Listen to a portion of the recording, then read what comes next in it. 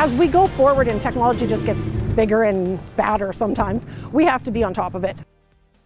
In tonight's Project Safe Schools, it's a gray area you won't see in most school employee handbooks. How much teachers can talk to students via social media and texting. A new Senate bill would require schools to include those guidelines. 2 Works for You's Christy Maria joins us live with how administrators are approaching the possible change and how parents would like to see them adapt to modern times. Chris?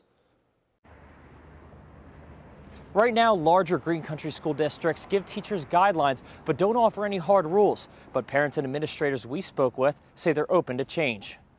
If you don't keep up with the technology, it's going to take over you. Melanie Benefeld is a mother of 2 union students. She says she's been over the district's handbook and hasn't seen any guidelines for how students and teachers should interact outside of school, including texting and social media. We really have to have a hard line as to what they can and can't do. Now, a new Senate bill is pushing for just that.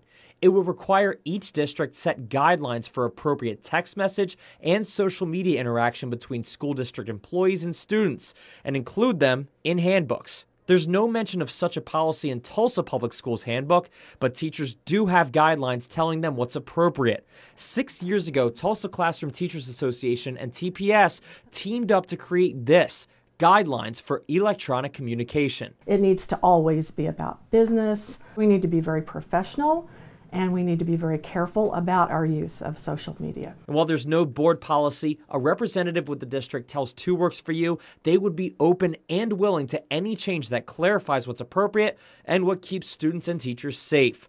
In Bixby, there is an explicit policy. The communication should be limited to education and extracurricular activities as needed. Bixby Superintendent Rob Miller says he's supportive of Senate Bill 45 and any effort to protect students and teachers. Christy Maria, 2 Works for You. If you have a school story you'd like us to look into, just give us a call there on the number on your screen. You can also send us an email to projectsafeschools@kjrh.com.